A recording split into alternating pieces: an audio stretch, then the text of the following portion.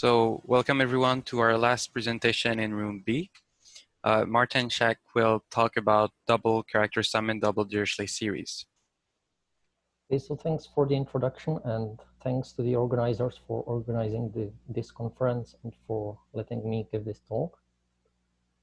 So the subject of this talk is this double sum of Jacobi symbols, and in particular our goal will be to give an asymptotic formula for this sum. So maybe the first thing to try is to try to estimate the sum using the Polya-Vinogradov inequality. So we guess that the main term comes when m or n are squares. So let's try it. So first suppose that x is smaller than y. And first we estimate the longer sum over y using the Polya-Vinogradov inequality. So if m is a square, then this character sum is basically just the number of n up to y which are co-prime to m, which is given by this asymptote, by this quantity, and it has this error term. And if m is not a square, then we can use the Polya-Vinogradov inequality. So we get basically square root cancellation in this interval. So if we put these two together, we get an estimate for s of xy. So this is the term which comes from the contribution when m is a square. And then we have the error term from the other m's. So we get a main term, which is 2y root x over pi squared. And then we have an error term. But the problem is that this only gives a valid asymptotic formula if x is smaller than y. So it must be little o of y over log y for this main term to be smaller than the error term. And if y is less or equal than x, we can do something very similar. And we get an asymptotic formula when y is little o of x over log x. And the interesting question then is what happens if x and y have similar size? And this question was answered by Conroy, Farmer, and Soundararajan in 2000, who gave a precise asymptotic formula for all x and y. And this is interesting because it involves this function c of y over x, which is given by this formula here. And this function is not a smooth function. In particular, its derivative is almost everywhere not differentiable, which is kind of surprising that a natural asymptotic involves such a function. And there is an error term in there, asymptotic, which has the size xy to the 7 over 16. So the main term has size x square root of y plus y square root of x. So in the error term, they save about 1 over 16 in the exponent. And how they prove this theorem is by using Poisson summation on one of the sums and then estimating the sum of Gauss sums, which arises after the use of Poisson summation. So from now on, we will work with the smooth sums. So we introduce some smooth weights phi and psi supported in the interval 0, 1. And by phi hat, we denote the Mellin transform, which is given by this integral. Then we have the inverse Mellin formula, which is a formula to express phi in terms of its Mellin transform. And this integral is over a vertical line, real part of s equals c. If phi is a smooth function, then its Mellin transform decays faster than any polynomials as the imaginary part goes to infinity. And the theorem we will prove is another asymptotic formula for s of xy. This time it depends on the weights phi and psi. And the error term is xy to the delta plus yx to the delta, where delta is epsilon, or it's minus a quarter plus epsilon if we assume Riemann hypothesis. So again, this function d here is given by some complicated integral in our case here. And if phi and psi are the characteristic function of the unit interval, we can show that this integral is the same as the expression given by Connery Farmer and Sonderajan earlier. So the results agree. And the proof idea of this theorem is to use the Mellin transform twice, the inverse Mellin formula. So after we use it once on the inner sum over n, we get this integral of something involving the L function. This subscript 2 here means that the Euler factor at 2 is removed. It's basically because we are summing only over odd integers. And if we use the Mellin inversion for the second time, we get this double integral here. And here A of SW is what we call the double Dirichlet series. So one way to think about it is as a usual Dirichlet series where the coefficients are L functions, or we can expand the L function into a Dirichlet series and get a double sum, which is a double Dirichlet series. And this expression here is absolutely convergent for real part of S and real part of W large enough. So this is the expression from last slide that we would like to evaluate. And the idea now is simple as in the, for example, in the classical proof of the prime number theorem, to shift the integrals as far to the left as possible and compute the contribution of the residues. And to do this, we need to get some information about the analytic properties of our double Dirichlet series. So we will show that it has a meromorphic continuation, that it satisfies a group of functional equation, and that it has polar lines S equals 1, W equals 1, and S plus W equals 3/2, and some other polar lines, but these are the three where the main term will come from. So let's first look at the heuristic. Why should we expect our double Dirichlet series to have some nice properties? So in this heuristic, we assume that quadratic reciprocity is perfect, that all characters are primitive, and we don't write the gamma factors in the functional equations. So in particular, the functional equation for L then relates the value of L at the point S with the value of L at the point 1 minus S. And then there is this power of M, which comes from the conductor in the functional equation. So if we start with our double Dirichlet series and express it as a sum where the coefficients are L functions, we can use this functional equation in the numerator and get that this value here should be related to the same sum with the L functions evaluated at 1 minus S. And then because of the conductor in the functional equation, the power of M changes as well. So the value of A of SW should be related to the value of A at 1 minus S and S plus W minus 1/2. And we can get another functional equation, and that is by using quadratic reciprocity. So this time we write our double Dirichlet series as a double sum. And now we assume that by quadratic reciprocity, we can just exchange M and N. So we should get a relation of A of SW with A of WS. Therefore, we expect these two functional equations to hold. And these two transformations, SW goes to WS and SW goes to 1 minus S and S plus W minus 1/2, they generate a finite group. And that's what allows us to meromorphically continue A of SW to the whole C squared. So by repeatedly applying these functional equations, we will extend the region of definition. And of course, it's not, we need to make this rigorous. So we need to deal with the non-primitive characters. And we have to use the exact quadratic reciprocity and functional equations. So in this particular case, the details were worked out by Blomer. And in particular, he worked with this double Dirichlet series, which was our A of SW multiplied by a zeta factor. And this zeta factor is something that comes out naturally from the proof, as we will see on the following slides.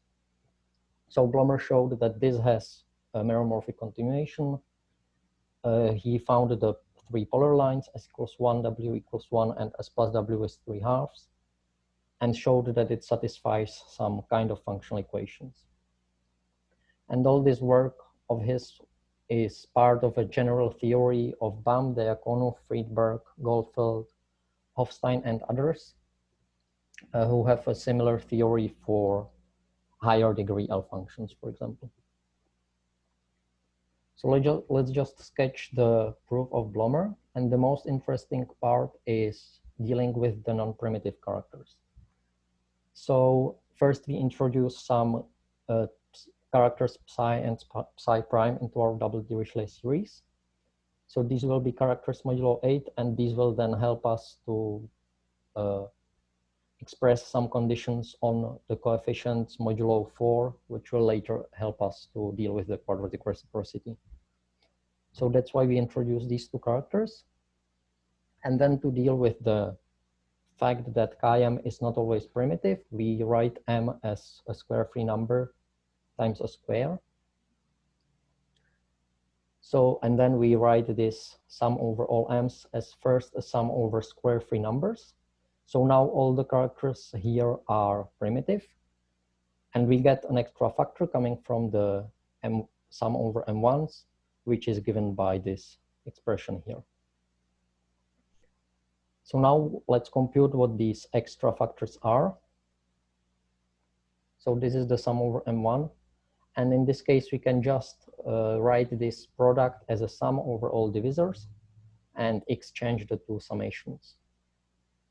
And what we end up with is actually a very nice expression.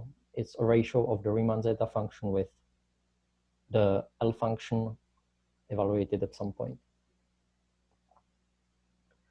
Therefore, this double Dirichlet series considered by Blomer can be written like this. So this is the zeta factor Blomer added in front. And then we have a sum over square free numbers this time. And we have these extra zeta in zeta of 2w in the numerator and L2 of s plus 2w in the denominator. Now, if we consider the transformation for which we suppose to have a functional equation, we notice that this transformation interchanges this 2s plus 2w minus 1 with this 2w.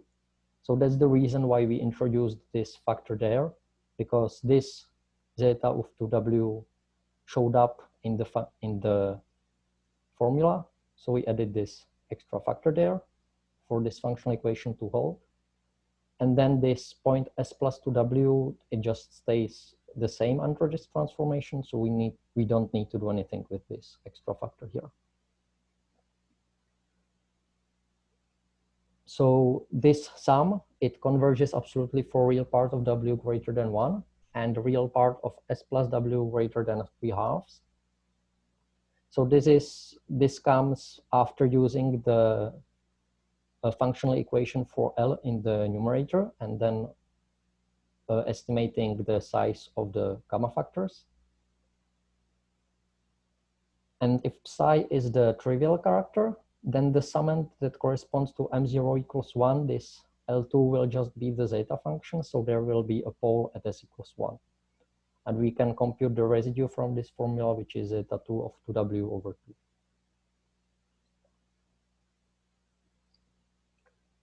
And now, because we only have the primitive characters here, we can use the functional equations. And Blomer found explicit 16 by 16 matrix, which gives some relation between z of sw and z of 1 minus s plus w minus a half, where z of sw is this vector of all the 16 possible twists by the characters psi and psi prime. And in a very similar way, we can use the quadratic reciprocity and obtain a 16 by 16 matrix A, which will give relation between z of sw and all the twists of z of ws. So just to look, see a picture of what's going on here. So here the axes are the real part of s and the real part of w. And we start with a series that's absolutely convergent in a region like this. And then we apply one of the functional equations and extend it to the region like this. And then we apply the other equation, and again, the region is extended, and we continue in this way until we obtain a continuation everywhere except a little compact set here. And to extend everywhere, including this compact set in the middle, which is in fact compact only on this picture, but there are two additional dimensions in the complex plane. But to extend it here, we can use Bochner's tube theorem and obtain a meromorphic continuation everywhere. Okay, so now that we have the analytic properties of Z, we can use it to find the analytic properties of A. In particular, we find the following polar line. So there is a polar line at S equals 1 with this residue, a polar line at W equals 1 with this residue, and the the polar line at S plus W equals 3/2, where the residue is given by this formula, and it's something that comes out from using the exact functional equations. And here what I mean by a polar line is, so when you have a function of two variables, it doesn't have isolated poles, but the poles always form some sort of curve. But in this case, you can just think of one of the variables being fixed, and then the resulting function of the other variable will have a pole at these points. So these are the poles coming from the series Z of SW, and then there is the zeta factor in the denominator. So there will be some other poles which will come from the zeros of the zeta factor. So first, it's when S plus W is rho plus 1/2, where rho is just the zero of the Riemann zeta function. And all of these have real part of S plus W smaller than 1. Or if we assume RH, then they have real part less or equal than 3/4. And this is important because these other poles determine how far to the left we will be able to shift our integrals. And then there are other zeros of this which are not important. Okay, so now we have everything we need to be able to compute our integrals. So first we shift the integral. We start with integrals over the vertical lines 2 and 2, where everything converges absolutely. And we shift the inner integral to 3/4 plus epsilon, and we pick up the residue R. So this comes from the polar line W equals 1, and it's given by this formula. So this is the integral of the residue on this line. And then we have x to the W gives x, and phi hat of W gives this phi hat of 1. And again, we evaluate this residue using the residue formula. So this integral, it has a pole at S equals 1/2 with this residue, and then some other poles coming from the zeta in the denominator. And these all have real part less or equal than 0 or -1/4, depending whether we assume RH or not. And therefore we can estimate this in the remaining term as optigo of xy to the delta. So this is what we get after shifting the integral once. This is the contribution of the residue. This is the shifted integral and the error term. And an interesting feature of this proof is that now if we let phi and psi be the characteristic function of the unit interval, the first term will be 2x root y over pi squared, which corresponds exactly to the contribution when m is a square. And similarly, if we shift the inner integral to 3/4, we will pick up another term which will correspond to the contribution when n was a square. So we shifted it to this line before shifting it further, before crossing the last polar line. So now we shift the integral further and cross the last polar line at S plus W equals 3/2. And again, we pick up this term, this other residue Q. And then this delta prime depends on how far we can actually shift the integral. So Q is the integral of the residue at S plus W was 3/2. And this is actually the term where the interesting non-smooth function comes from. And this delta prime, it can either be a quarter plus delta, a quarter plus epsilon or epsilon, depending whether we assume RH or not. And this integral, we can then estimate it trivially by xy to the delta plus yx to the delta. So if we put everything together, we get our final result, which concludes our proof and my talk. So thanks for your attention.